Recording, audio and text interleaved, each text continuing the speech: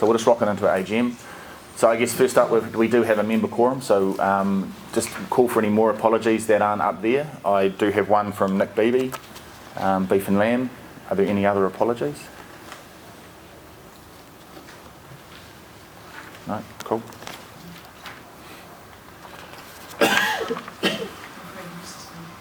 Pardon? Oh, Craig Moore. Yeah, Nikki Cameron. Craig Moore. Oh, no, Craig Moore's there. As an apology. So yeah, I will apologise. We're going to move through the AGM pretty quickly and get on to more of the important stuff. But so just these are the minutes from last year. So just have a motion that these are true and correct record from the floor. Seconded. Yep, Steve seconded. Megan. Any matters arising from those minutes? No. Cool. We'll move on. So I have my chair's report in the pack there for you. I'll take that as read unless you would like me to read through that. There are just a couple of little things. We're going to go through a few of them in a little bit more detail. There was a couple of things there which I was just going to briefly touch on. Was just, in November I had the privilege of going to the NZRSB conference in Denver, so there is a link there to go and have a look at a report that I did as part of that conference. And I think it was great to actually go there and represent New Zealand along with 17 other countries, other round tables and alike, and talk and learn about sustainability across the world. So I think that was great. I think one that stand out was that I think we are doing a pretty good job, New Zealand. And that's coming from overseas countries looking at us, believe we're doing a fantastic job. So I think that's something that we can really, I think we should be proud of that. Just wanted to acknowledge Susie Craig was a past board representative from McDonald's and just was a founding member of NZRSB in New Zealand. So she has left, and we have Meredith now from Australia representing McDonald's. So I just wanted to acknowledge her input, and she was really one of the founding members. So just wanted to mention that. And just while we're up, just a special thank you to our executive officer Louisa, who has done a fantastic job throughout the year. So I just wanted to just acknowledge her. So so let's have a motion that my report is received. Matt and seconder. Yep, great. Awesome. Do we want to go straight into the financial? We might go straight into the financial report now. Is that later on, Louisa? No, it's later. We'll come back to that. Just a couple of things. You've been given a pack. So in that pack, there's just a few important things we'd like to look at. There is a document in there, the principal planning and goals document for consultation. So really wanting everybody here to have a look at that and provide some feedback for us. We are just really wanting some feedback. We've had a good crack at it ourselves and just wanting feedback from all of you, from members and alike and everybody here. In the back there is a little response form. So just please encourage you guys to respond and provide us with some feedback to that document. And I think, and also today, I'll introduce all the board, get them to stand up, but any sort of, you can provide them with some input or some feedback as well directly. And we really want this document to be inclusive of everybody. So the more input that we can get, the better. There's also just an informing brief, which Dan Brier will talk to a little bit later in there, and also another important thing is membership application. So if you are not a member and are interested, we'd love to have you on board. And the last thing in there is we have a partnership with NZFAP, and so for all NZFAP Plus members, we're offering free membership to NZRSB. So just really trying to get more people on board and really grow our value proposition across the industry.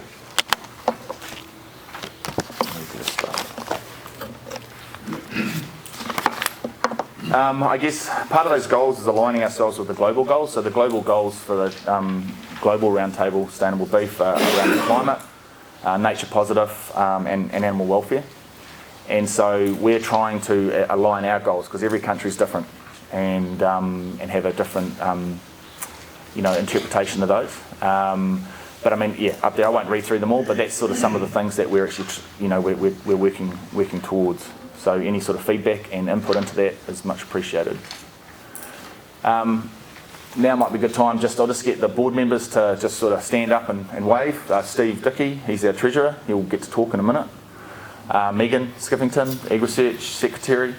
Chris Allen is unfortunately not here, so he is and Nikki. Kate, Alpine Pastures. Nick Beebe is an apologies, he's not here, but we do have Nick Jolly, so I'll get the other Nick to stand up. Nick Jolly. Matt Luxton, representative from Sylvan Farms. Ben Bell? Yeah, Ben is here. So he's from McDonald's. Jessica Brier from SPCA. Anthony Dark is another producer, farmer. And Louisa down the back. If you haven't met Louisa already, you have got to stand up, Louisa. Down the back. So yeah, awesome. So that's our board. So and myself as the chair I'm a producer representing Whangarā Farms. But I'm also a member on my own personal as well. So I'm pretty passionate about this organisation and really wanting to make a difference.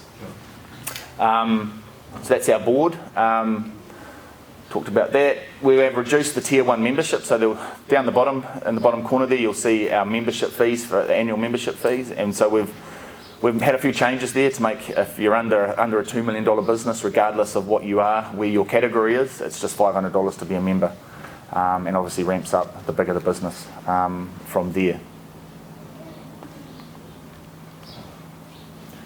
I'm not really going to go through it too much, but I mean you'll see this in the pack there through our sort of board report, annual report. One of the big things for me is we need to grow our membership base, and whilst we haven't grown much over the last 12 months, I think we've done a lot of work trying to set a lot of things in motion and trying to align our goals. But our real big push for this coming year is to double our membership, and that's not that hard because we're quite a small membership.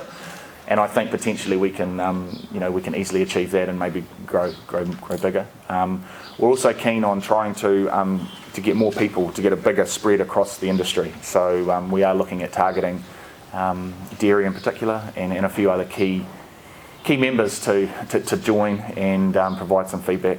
One of the big things about NZRSB, positive things for me anyway, is the collaboration.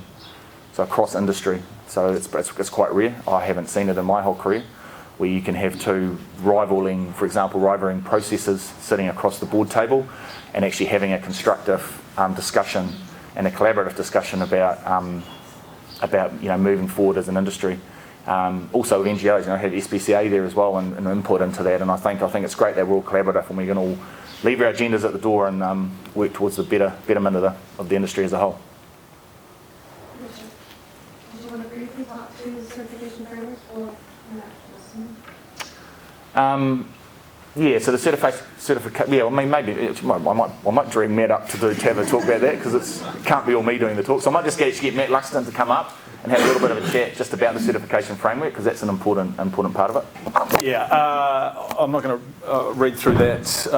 One thing I would say just around the reasons for the New Zealand Roundtable is there's lots of groups out there, the likes of MIA and Beef and Lamb, no offence, but that they've got certain areas of the industry that they take care of, and obviously those roles are very important.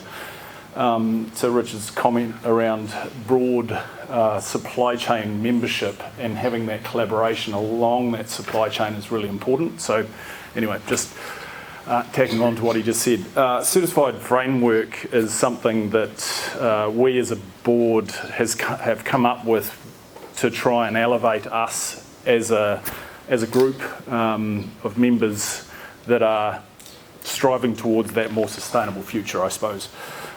So, for example, the process of members, we've identified and publicly announced our emissions numbers. So we all know, and I'll talk about this afternoon, around the amount of emissions in our supply chain. The majority of that is on the farm, obviously the emissions from the animal. But we, as members of this supply chain, need to be active and obviously showing the way with regards to betterment of that, of those emissions. So processes, for example, we've publicly announced that. It was a fairly big step for all of us. So that's a massive step. those kind of things. And again, I'm not going to go through all of them, but again, we need to be doing as a wider supply chain as opposed to just those concentrating on the farmer and kind of throwing stones at the farmer, which we do not want to be doing, obviously. So, is that what you were after? You can read all that. Or Any questions on that? Matt's here all day. So Steve, might get Steve Dickey to come up and just go through the financials. Kia ora, I'm Steve from Mansco Foods. I've landed the job of the treasurer. Nobody wants that job. What about the chairman's job? Yeah.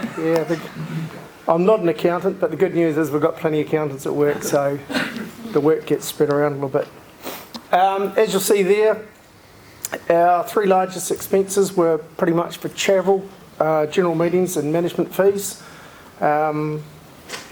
We saw an increase in the travel and general meetings versus the previous year, and that was based on the fact that Richard attended the Global Roundtable in Colorado, so which happens every second year, so we're going to forecast that every second year moving forward. We've got a membership for next year's forecast. We've based it on a membership double on growth, as we're striving to achieve those numbers. Our membership this year was down, and that was only due to the fact that we had a board decision to discount the fees from the previous year, so that was recognised in this financial year. There was a donation in there from our lovely counterparts at Silver Fern Farms this year. Thank you very much. IT was our website annual fees. Marketing was a little bit of last year's AGM, getting the information out there to the public. And then our general meetings was just last year's conference, etc. Our debtors, we had some outstanding as of the end of the financial year, but I'm pleased to announce they're all cleared up. Yeah, thanks, Jess.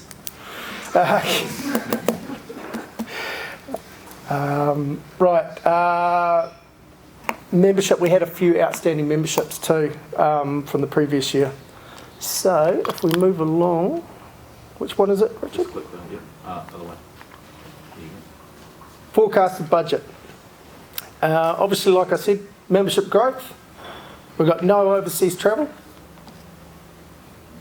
Things can change. There has been the odd invite come up. Colombia was the last one, I believe, but we decided not to do that one.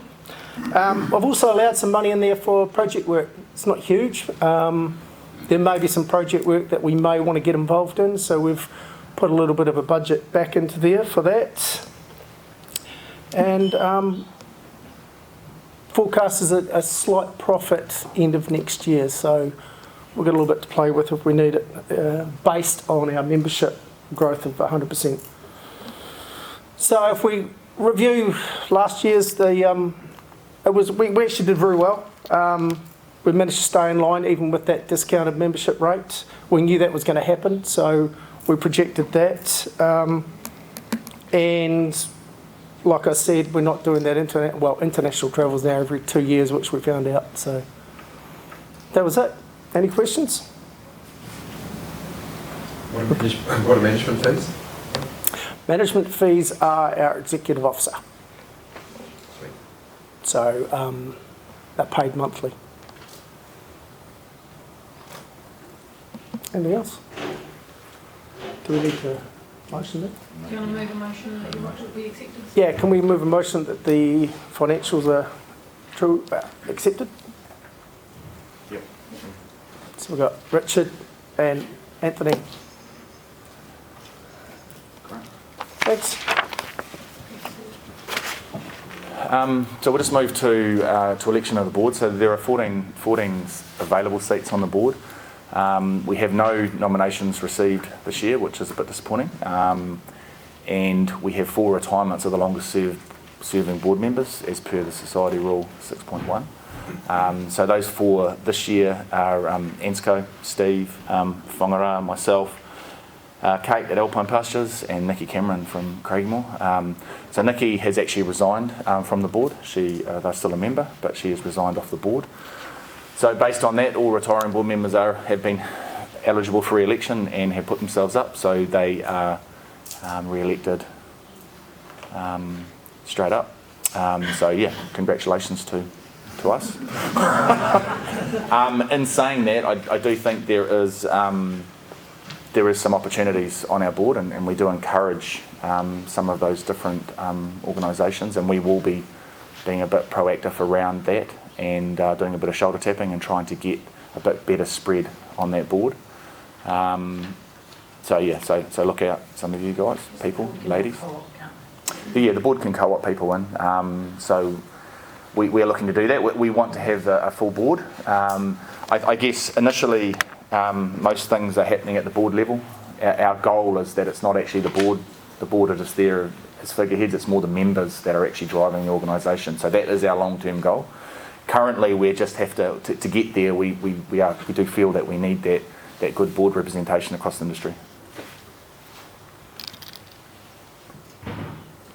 That is the AGM closed, unless there's any questions for me. Great, I'll call the AGM closed. And great, that was easy. So just now we'll welcome up Megan. Megan, you're first. So Megan Skiffington from AgResearch. And I guess the title of the next couple of presentations is Making Beef More Sustainable. So we'll start with Megan and go from there.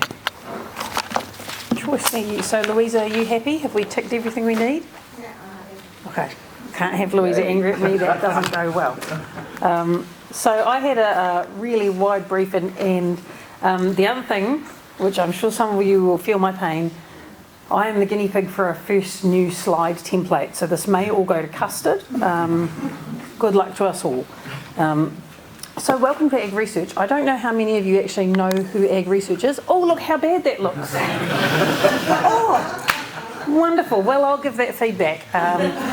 So AgResearch are a Crown Research Institute. So that means we are government owned, and we are so we're about a $120 million business. About a third of that is direct funding from the government. About a third is funding that we kind of bid into for different funds from the government, and about a third is the commercial work that we do with all manner of stakeholders all over the world. And we have a really strong mandate to ensure that that work is contributing into the agricultural sector. So you will see times where if our skills really make good sense, and there's other good benefits for New Zealand where we might stray into the odd thing that seems a bit weird, but we won't, you're not going to see us building an arm of something completely else, because we are mandated to stay in our lane. And it's really important to think about our role in the industry, and the way we have to operate is to be relevant and useful to the industry today. We have to be contributing to the problems and the opportunities that are available for us to work on today. But we also have a role, and I think a real expectation from our industry, that we have some of our brilliant scientists thinking about the things that you're not having to worry about yet. And trying to build that toolbox for New Zealand farmers so that when that next horizon comes, our brilliant scientists have been able to start building tools for you to be able to deal with those. And there are lots of good examples of where our scientists knew, which is sometimes cold comfort, but I probably should have listened to them more. We are, so as well as having kind of key centres, which are, for example, Ruakura, where we have our scientist space and we have our infrastructure, we also run a number of farms still.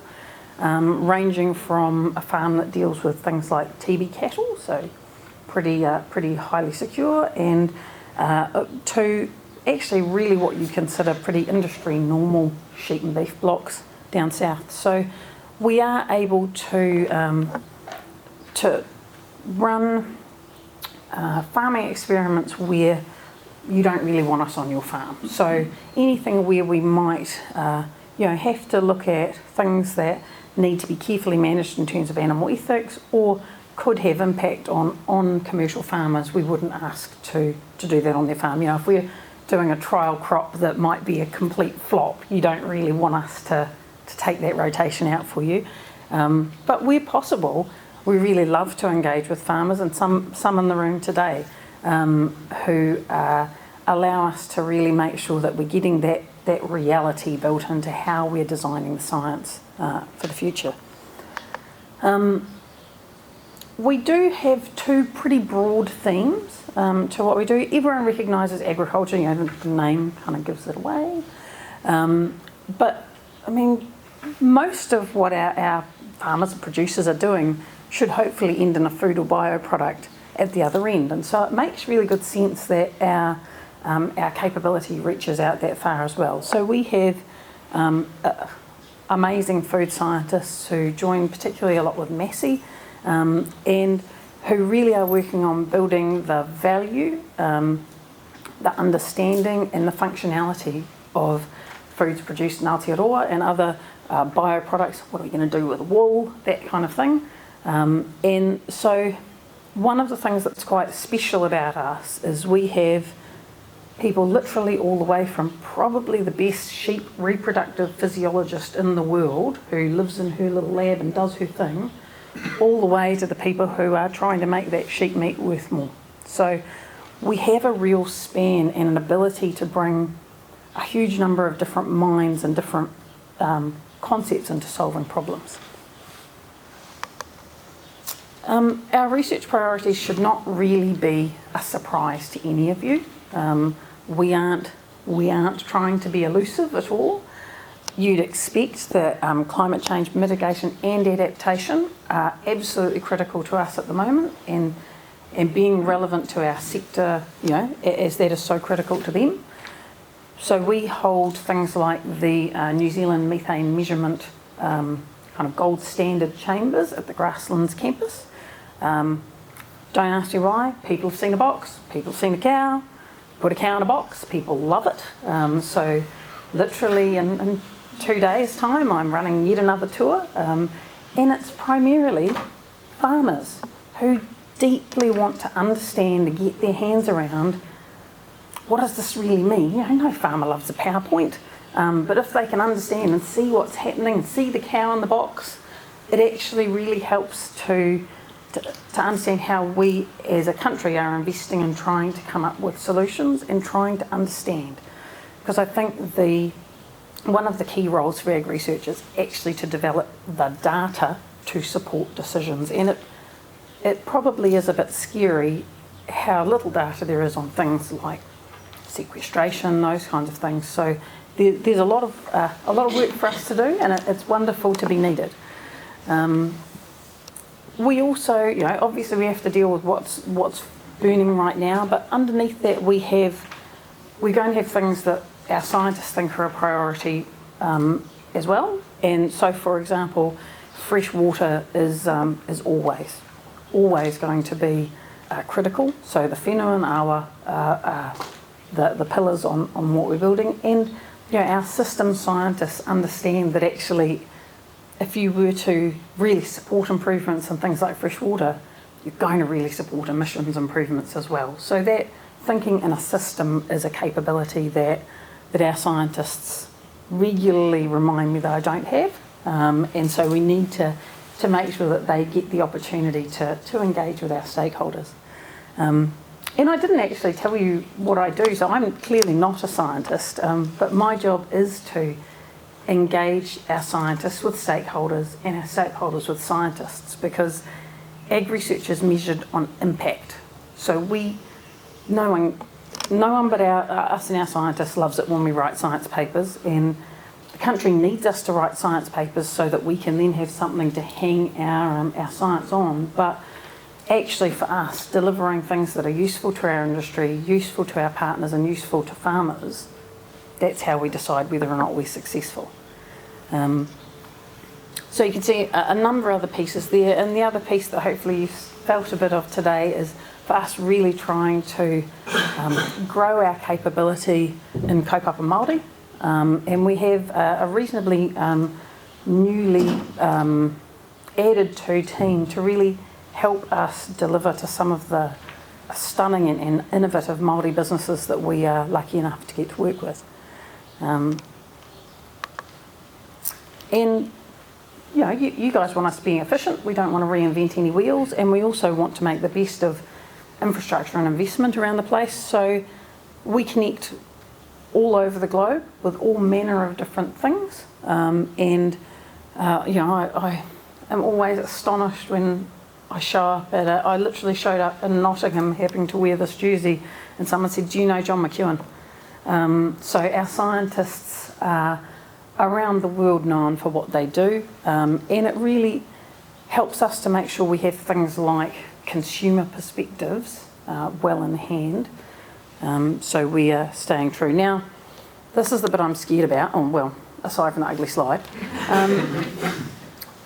This is where I'm going to mention a couple of science things, and I'm waiting to see if any fruit gets thrown at me. Good luck. And I thought I'd just give you a view of a couple of projects that we're doing that have a significant impact on beef.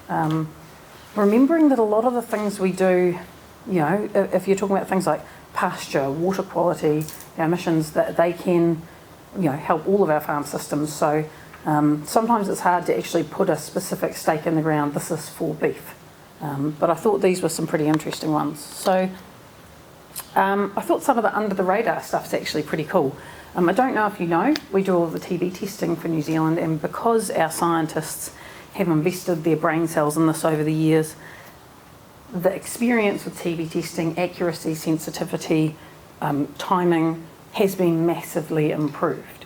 Compared to 15 years ago, what was happening, we've been able to make huge improvements there. So our scientists based at the Hopkirk laboratory just in Palmerston North, they run all of the testing for New Zealand and have been the driving force behind improvements for farmers, so that you are having less false positives and you are reducing that loss of income and loss of time that it takes to get your TB testing done. Oh, that's messy. The other interesting things that we do are trying to understand, so obviously all of our cows have a rumen. What's a good one? And it is, you can imagine a remarkably complex ecosystem inside a cow's rumen. And so one of the things we've done is, as part of the Global Research Alliance, we run the flagship program around understanding fermentation in the rumen.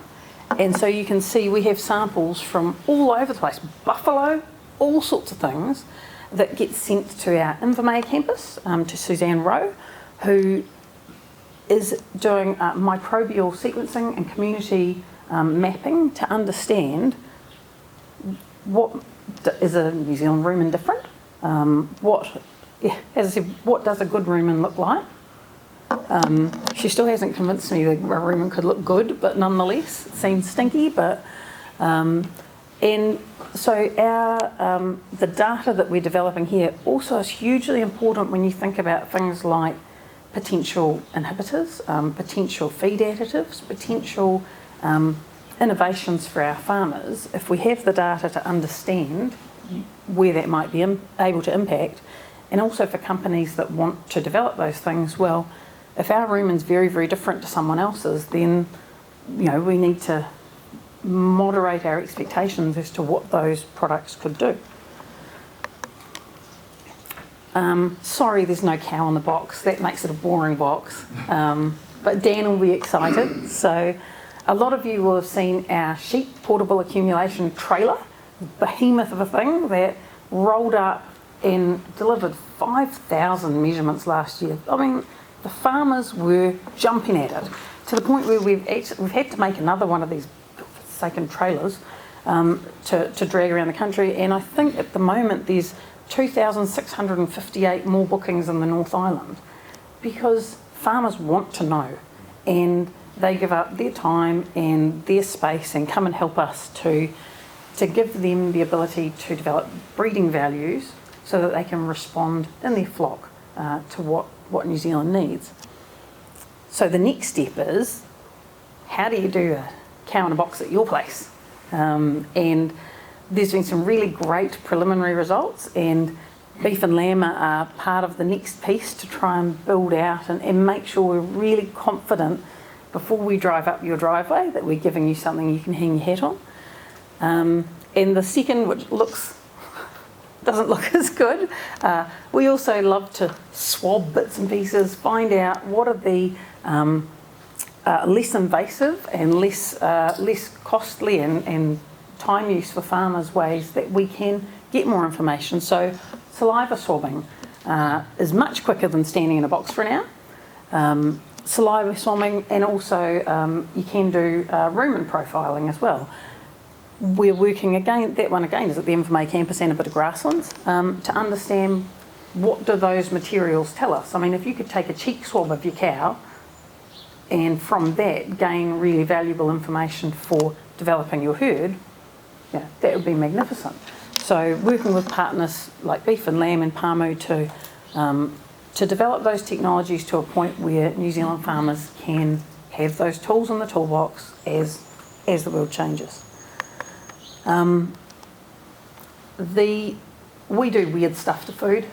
You ask some of our, particularly people like the dairy scientists, and they talk to you about the structure of a fat micelle in milk and how did you taste that the micelles are a bit smaller, and I'm sure they think I'm much more refined than I am. You just say yes. They made me try deer milk. There's a lot of peer pressure. But so they are doing things like understanding if you can take the fingerprint of your milk on farm as collected, if that's better for UHT, if that has different properties that will help your processor to get the most out of it. There are also particular properties that particular markets are really interested in. How is what you're doing on farm delivering a product that's optimised for the consumer that you want to target? They regularly ruin things for me when I thought I was just a good barbecuer and that's why it works well. And they say, no, it's because your husband finished it on this. They're also really, really heavily involved and with MPI on food safety and developing really neat things like antimicrobial packaging and the like, but they keep in mind things like growing antimicrobial resistance across the world, so making sure that we aren't building problems before, for our children to deal with. And as I said, really looking at, on farm, what are you doing on farm and how does that impact the product that's coming out the other end? We were lucky enough to get the opportunity to work with both our dairy industry and our sheep and beef industry to explain the life cycle footprint for the products we send overseas, and some very intelligent people sitting down in the Ngāhere complex and also in our Lincoln site contributed to these studies that allow us to know where we are today, and obviously using the data and the metrics that people are interested in, not just to produce what I think is a super cool graphic, but to also have a peer-reviewed science publication that makes robust data available so that when our farmers want to understand, where do we fit in the scheme of things, they can actually hang their hat on, here's peer-reviewed science that has been checked by the best in the world, that you can know where New Zealand stacks. The other great thing about this team is that's what people are interested in today. Many years ago they were interested in water footprints, and I'll bet that Stuart Leigard and Andre and the team know what the next footprint's going to be as well. And they're setting it up so that when the next consumer demand comes along, they'll be ready to help our industry to best understand how we fit in with that. And the final, that one looks pretty, even if the other ones didn't work well. The other thing that is probably getting towards the further reaches of what we're talking about and thinking about for our industry is looking at different genetic technologies. So we currently have 3 gene editing programs with different forages. So we are looking at the endophyte, the fungus that lives within the grass. We're looking at the grass itself, and we're looking at clover and understanding are there ways that we could improve those forages to deliver different benefits for New Zealand.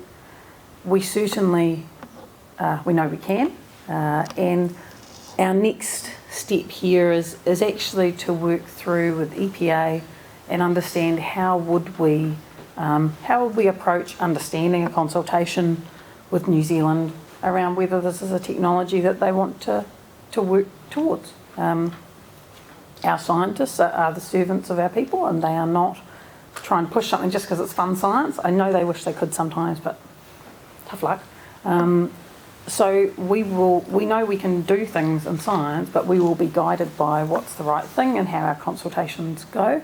I know that farmers, like my husband, get pretty grumpy that we can do neat things in the States and in Australia with some of these technologies, but that doesn't mean it's something that you just get started on without consultations. So again, when New Zealand's ready for that conversation, our scientists are one horizon ahead to deliver things for both what our farmers need today and what they'll need in the future. I think that's me. There you go. Do we have any questions? We've got time for a couple of questions just for Megan. Or any of the scientists sitting in the room. I have one just to start Oh, it dear. off. I sort of know the answer. Oh no. Funding. Where do you get your funding from? Where does AgResearch get its funding from? So we've got a range. We get a chunk from the government, and we get a chunk that we bid into for the government, and then we have commercial revenue for doing work directed by or with clients. And our chunk from the government that's devolved to us, it's our role to curate the capability that our country is going to need. So super important that there will be people that don't necessarily, it doesn't necessarily seem immediately apparent why we need them today, but we are needing them tomorrow, or they've been needed for different responses, different issues that have cropped up in the industry. And so that's a huge balancing act for AgResearch actually, to make sure that we have available both the scientists and also the interesting science pathways and careers for new scientists to encourage people to have that capability ready to serve our farmers in our country. How does AgResearch fit in the commercialisation of science? So how do we get the science sort of implemented and at a scale where it's making a difference in the industry? And obviously, so there's very different types of science that we do. Everything from here's a widget at the end of it that you could sell, and you can, those are quite simple to license and the like, to actually a lot of the intellectual property that we develop is more systems, and it's actually about extension of that knowledge. But the key for us starts with thinking about impact at the beginning. So we have processes and tools in place that make sure that when a scientist has lightning strike their brain, they have the opportunity to talk with different people and get people on board with that idea before we've spent millions of dollars and we're in a position where we've got something that no one wants. So I think the key is upfront, making sure that partners along that whole implementation pathway understand what we're trying to do. And I think a really good example of that would be things like the methane trailers, where we've had industry partners, we've had beef and lamb and Pāmu and leading farmers all over helping us design those and make sure they come to a useful place where you can get up the driveway. We've got a couple of those trailers being made at the moment, actually going overseas to help another country measure their methane, and we know that it will be useful because we've developed it in consultation.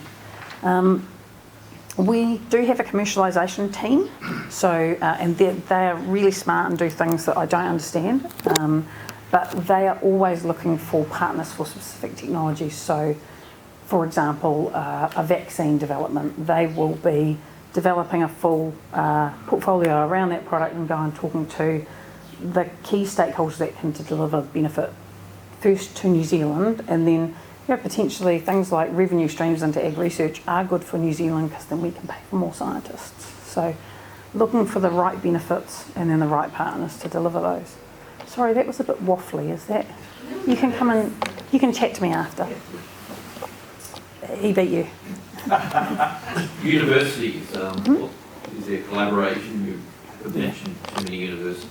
No, I didn't, because we're a Crown Research Institute, and so the big difference is we don't get students and we don't get funding for students, but we co-supervise and join together with universities. We have really strong partnerships with Waikato, Massey and Lincoln, and our new building's on the Lincoln campus, so while there's that slightly different nuance to what we're meant to achieve as organisations, I mean, if I'd put up a map of collaborations in New Zealand, it would have just looked like a ball of wool. So I would suggest probably our scientists here are well connected with Waikato and Lincoln and others, and certainly we see that all the time. We regularly, for things like bids into government funding, the key is not have we funded all AgResearch people, it's who are the right people to solve the problem. So, you know, there are absolutely teams built from what's the right science capability in New Zealand, and sometimes overseas. Megan, you mentioned about the genetic technologies and the conversation with EPA around how that might work. There was a report came out from MPI, or one of MPI's think tanks, a few weeks ago about that sort of thing. Do you see a role for, not AgResearch, but maybe the round table, or what do you see as the role of the round table in that discussion around some of those technologies, which at the moment keep falling into the, oh my God, it's GMO, we can't talk about it, spot, versus actually trying to solve some of these really hard to solve problems like predator-free New Zealand and those sorts of things, which we're probably going to need some of these tools. So I think the role of the roundtable, as with any of our other key partners, is going to be letting us communicate, and getting to understand actually what are we doing and what's happening in those technologies, so that they can continue to propagate that information outwards, because we have to move to a point where it's a conversation. And that means for us as well, just because we can do it doesn't mean people want us to or that we should. So there's a lot of listening as well as talking, but if we can have it so that the members of the round table are well informed, and when they get asked at the pub, God, are we going to end up with glow-in-the-dark potatoes, which I think will be choice, but anyway, are we going to end up with Franken-sheep? They can say, no, well actually, in the endophytes, they have changed one base pair in the DNA to stop an alkaloid being produced that actually has really bad animal health impacts. You could see a natural mutation delivering that, but we just haven't found one yet. So if we can get people informed to a point where they can have a good discussion, then I think that is going to be a really important part for our stakeholders, because, so consultations, go like that. And at the moment we're trying to figure out what is the correct way to actually do that, but as it spreads out, the more people want to get involved and chat and challenge us, then the better. Okay, cool. Yeah, so Megan's here for the rest of the day as well. So, actually, no, she's not. She's No, just near to you're grab part of the her day. during the field trip.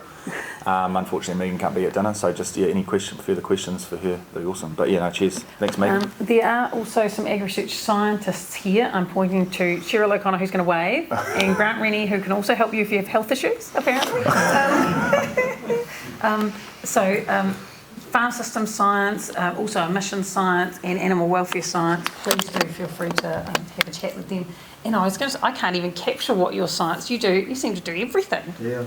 Lots of things with things like abattoirs and meat science side of things. So please do jump in for a conversation. I'm just going to make one quick comment before Dan comes up here, just about. So AgResearch, I think, New Zealand has been recognised as a global leader in research in agriculture, and I just think, with AgResearch, I think there needs to be a fair bit of, and Megan and I have discussed this, needs to be a fair bit of pressure put on government, in my opinion, to get more money into research, to help farmers to continue to get the good results. And what's really awesome for me as a farmer is to see the life cycle analysis of where we are now, how good we are now, and then, as Megan mentioned, farmers are so proactive about trying to get better and do better. And we're already doing really well globally, but we can actually going to get better. So I think that's a really positive thing. So yeah, just introducing Dan Brier. Dan Brier is the General Manager of Farming Excellence and also the General Manager of Beef and Lamb Genetics for Beef and Lamb New Zealand.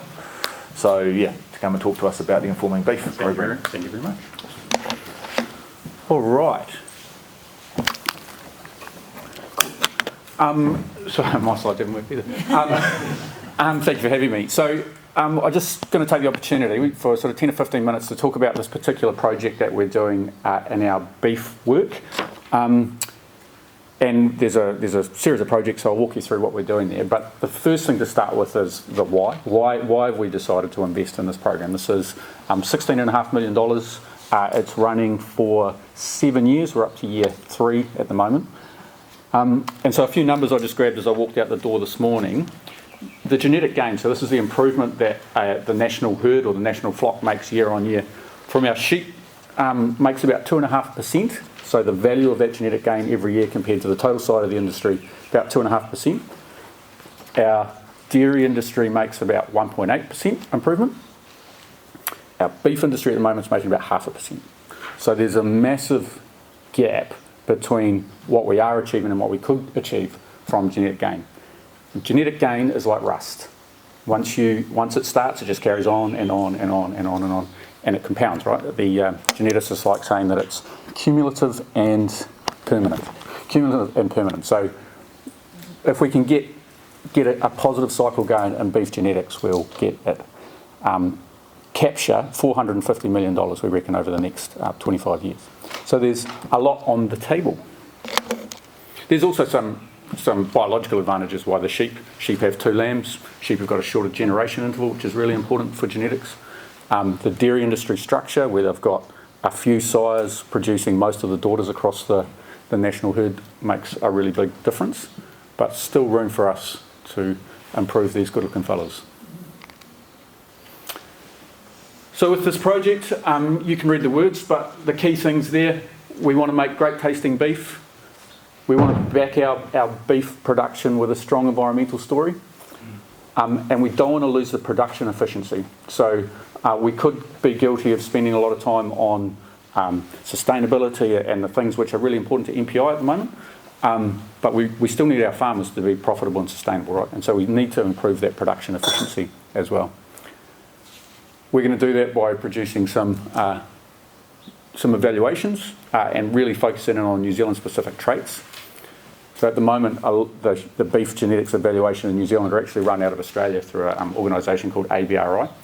And while there's sort of reasons you'd do that, mostly around the amount of data that you can pull into the Australian evaluations, they're still focused on what's important from the Australian for the Australian herd, or for the whole evaluation, as opposed to our New Zealand specific issues.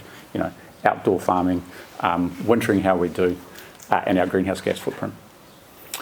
We want to give farmers easy tools for profitable decision making, and so we're going to leverage up what we've already learned and what we've already built in sheep. And so the guys from Brier are here, who are really important in helping us build Improve, which we've built for the sheep industry, and we'll use those tools and leverage up those tools for farmers to use in the beef industry as well. 2 pieces to that. One is we've already built it, so let's use it. But also from a farmer learning point of view, the less different stuff you have to learn, the more likely it is to be successful, right? So if we're investing time and energy in helping people understand sheep genetics, and so we can leverage that across to the beef. And then finally, and obviously most importantly, we need to get it in the hands of farmers. If we're not doing that, there's actually no point in us coming to work. So there's 5 projects across this. My colours have changed around too. There's 5 projects, and I'll run through those quickly for you. But developing indexes, the data measurements and new trait development, progeny tests, managing the data, building the improved piece of it, and then getting it in the hands of farmers. So project 1, developing New Zealand indexes. Essentially, if you think about this like a cascade, before we get into what we're going to measure and how we're going to measure it, we actually need to decide what's the target, what are we trying to achieve. And so that's the piece about building these New Zealand indexes. It's taking traits which we already collect, measuring and adding in the economics for the on-farm and from the marketplace, making a few judgment calls about what's going to be important in the future, some of that horizon looking, and then building those into indexes that we can track over time. Abacus Bios, this is an area that they're really, really good at, and so they're working on that with us. Project 2 is around data measurement and new traits. So one of the reasons for doing this, as opposed to carrying on doing what the industry was already working on with in Australia, is some of those New Zealand specific traits. Health traits, facial eczema is one of those that's come through from us from our farmers. Our fertility traits and our female fertility. So we've surveyed farmers and looked to see what they want us to work on.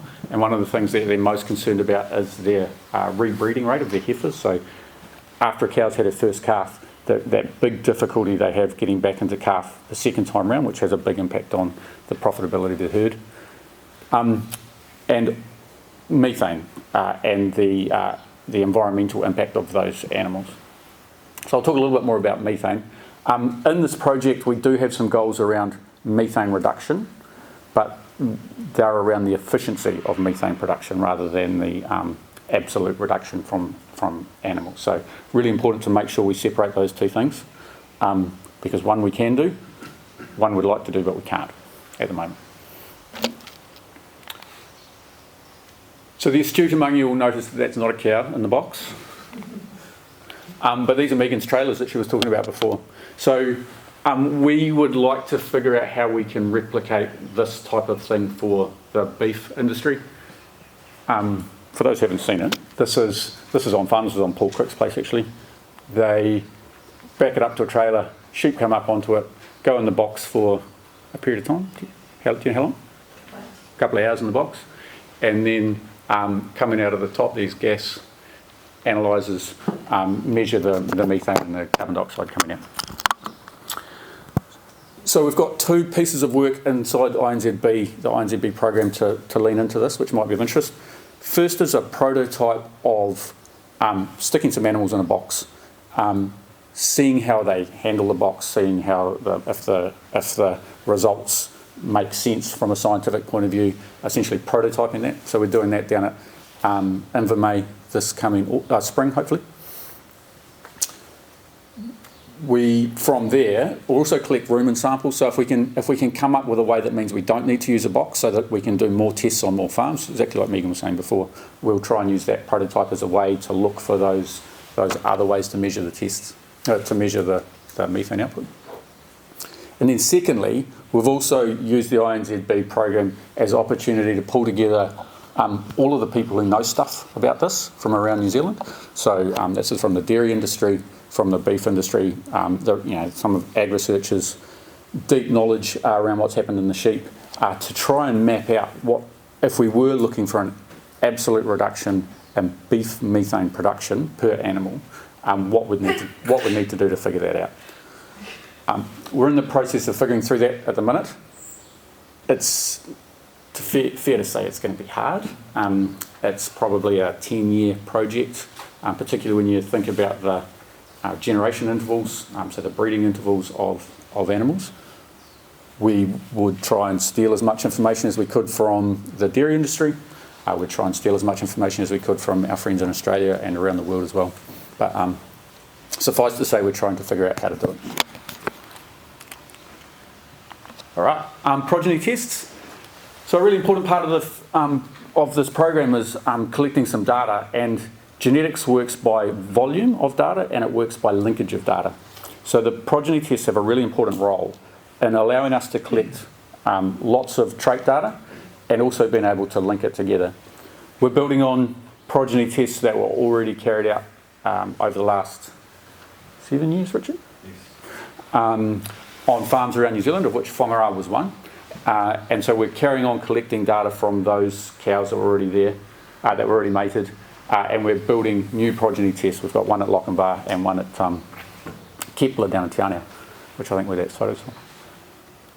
Alongside the progeny test, we're running a commercial farmer piece of this.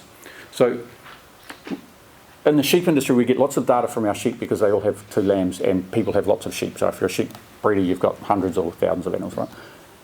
The dairy industry get lots of data because they herd test, and LIC and DIGAD, the dairy industry, gets access to that data through the herd testing system. In the beef industry, we don't have that. We've really only got the measurements that are coming from the stud farms and their links to international evaluations and things around the world. The idea of the commercial farmer system is that we will be able to add, we'll have farms that are closely related. So Richard's got if Richard has a stud farm and I've been buying bulls off him for a few years, our herds are quite closely related.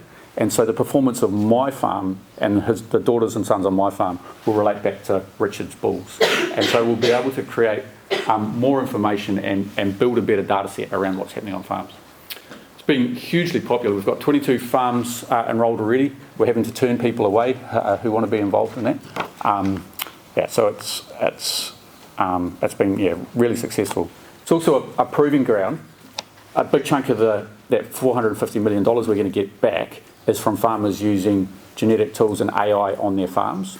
And so this is a bit of a prototype, and more people getting into the habit and the use of using AI and figuring out how that works in their farm systems, which until now has been fairly, it's just too hard. Cows got calves at foot. I've got too much else to do at that time. Right, so commercial herds, that's the commercial herd piece there, right? Performance data collected in the commercial environment. And particularly it's the data we're after there is female data, so the maternal traits and carcass data. Because we get IMF, so we get the scan from bulls, but we never really know what happens to the whole carcass, right? So this is an opportunity for us to get eating quality data out of the male side, which we don't have at the moment. Cool. This is the fourth piece of the project, is building the data systems that can hold all of this. It's the evaluations that sit underneath it and take the trait data, turn it back into indexes and those sorts of things. Hugely complex. Brier again has a really big role in this. We also want to be able to bring data from other evaluations. So if I'm a stud farmer and I already send my information to AgResearch, for instance, in Australia or to the States for a big Angus evaluation, we want to be able to figure out how we can put all of those pieces together. Which always seems simple to me, but people tell me it's quite a lot harder than I make out. We also want to do, back at the project here, we're doing crossbreed evaluations, right? So we're putting Herefords and Bull and Angus and Simmentals and Shorthorns all alongside each other and measuring the outcome from the hybrid vigour across those animals. So again, we're back to this data piece of how we manage that, how we analyse that data. And finally, the industry update. Sorry, the colours have disappeared, all sorts of stuff here. There you go. There were words there too, I'm pretty sure. So industry update, which is really around how we get out to farm. So we've got a beef breeder forum next week down in Fielding. We're working really closely with the breed societies. Obviously, if we're not working closely with the breed societies, we're going to spend a lot of time and not achieve very much. They've got plenty to gain and plenty to lose if we mess this up on them. We're also using this as an opportunity to really think very hard about how farmers learn and use genetic information. We've been teaching genetics, or been in the marketplace, if you like, for genetics for 20 or 30 years, and we haven't really been as successful as we'd like. And so we're using this as an opportunity to say, what are the bits? Why do we keep missing? What's the thing that we can help change the dial? So it's, I think it's really exciting from that, because we'll also roll that out into other pieces of our farming education that Beef and Lamb New Zealand is working on. And I think that's the last slide, or whatever was written on that one. And so that's the last slide. So. Cool. Jeff's got time for a couple of questions for Dan. I'm gonna ask him one. So just great, it's awesome what we're doing in this space. With the progeny test and that commercial farmer type sort of program that you're doing, what are we looking at around the processor link? And I know, over in Ireland, for example, they have quite a good linkage with those genetics. Wouldn't it be great to have a processor link there where we can actually follow through some of those genetics and some of that breeding and right through to the to some of the carcass characteristics? Hallelujah, brother.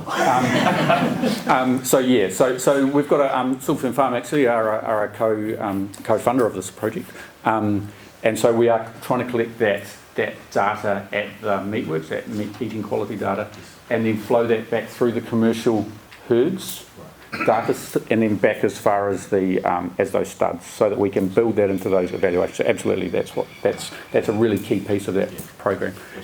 And it actually folds into other work that we've got in train around dairy beef to try and get the same. There's all of these data systems which we need to start linking together so that farmers consumers at the end, that information can flow back to the stud farmer who's making the decision about bulls, which goes backwards and forwards. Right? So there's this piece of it, there's a dairy industry piece of it, there's a consumer bit as well. Because once we start doing that, then we can really start driving production through genetics. Yep, absolutely. No, awesome. Any other questions? Yes, I'm just curious, going back to remember beautiful agricultural class learning, 90% phenotype, 10% genotype. With all the data you're collecting, are you able to pick up differences, I guess, in environmental, feeds and levels of feeding and stuff, which obviously has a big influence on production, maybe, eating quality and stuff like that, and how do you differentiate that from the genetic side of it? So good question. So firstly, short answer is probably no, because we're not trying to find that data, right? So the way that genetics works is that we collect enough information related to a particular sire, and then we say this size cohort of sons and daughters has performed different to this son within the same environment, therefore that changes, as how much of that changes genetic. What we know from our sheep work, Abacus Bio did some stuff for the government a couple of years ago, and the massive improvement that we've all seen in the sheep industry over the last 30 years, almost 50-50 of that is breeding versus feeding. So in terms of that performance, we know that genetics underpins. Of course, it sort of, it sets the bar, right? How you feed, it's up to you as to whether you achieve that bar.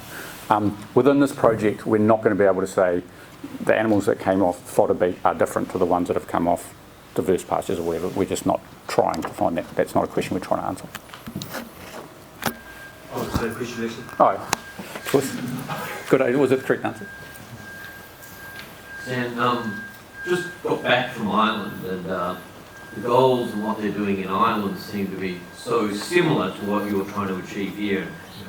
Their database is breathtaking, and to me, it's almost you've got more in common with Ireland than possibly with Australia in terms of some of the goals and outcomes. What's your collaboration like with Ireland? Yeah, so we work quite closely with Ireland. One of our he's finished his PhD now, but one of our scientists that has worked with, I can never say his name, Chosig, is it?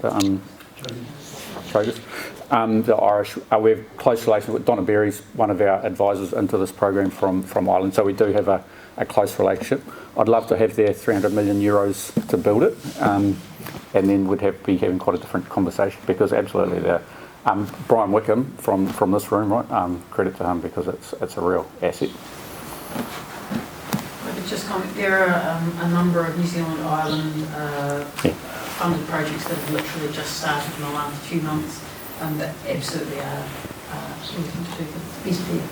Yeah, it's the cornerstone of their research is their whole genetic makeup, and it branches off into every other section. And I think it's a spectacular sign about our scientists that our scientists get supervised their PhDs too. So, right there with them. I've got a question, Dad. How have you found the engagement from the different breed societies in terms of access to data? Access to data. So it's been lumpy.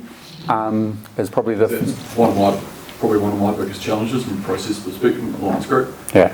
Is really wanting to have that conversation, so that you and Richard discussed, and the civil firms involved, and is having that link right from where to go, and how we capture that data and discuss the data as a whole, rather than the mentality of it's my IP and I'm not going to share that as an individual farmer, or if it's more from the different breed societies and the politics involved, and it's how we get past that.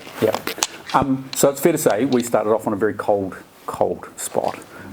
With our key risk in this program is that we don't get the breed societies problem, in inverted commas, solved, right? Because if we can't use that data, or we turn into stops and starts or whatever, then the whole thing is, we'll get some good stuff out of it, but we won't get that $450 million we're after. So we're working really, really hard on that. We're taking some breed society members to the States in a couple of months to go and look at what's happened in other parts of the world when they put their data together and join into joint evaluations and crossbreed evaluations. Herefords are keen because there's a lot of upside for them.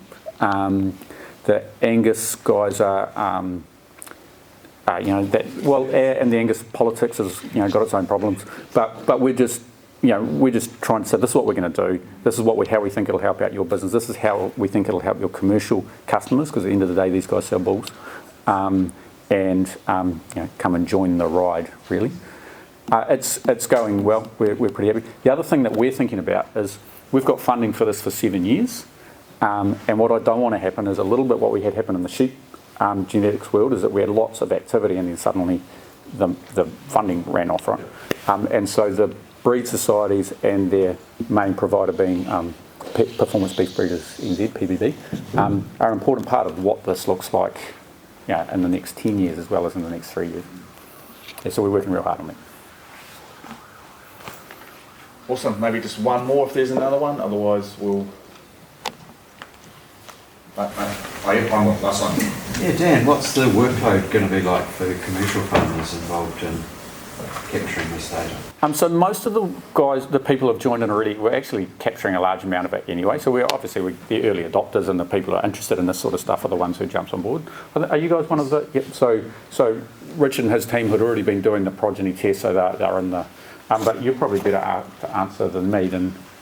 I think there is a bit more workload involved, but I think we're passionate about making some gains through genetics, and I think one of the big things that I would say is, as a farmer, there's not much that we have 100% control over, but one thing we do is the genetics that go into our herds and into our flocks, into our sheep, into our cattle, and you can make huge gains. And if I look at Whangarana, where we've gone is just astronomical. We've doubled our production out of our cattle. And our performance, and I think that's through genetics. And a little bit of management. I'll put my hand up, a little bit of management there, and it is feeding. And I'll take your point. We're all taught it's more feeding than genetics, and a lot of the traditional breeders are promoting that. But I tell you what, genetics has a huge part in it, and it's untapped.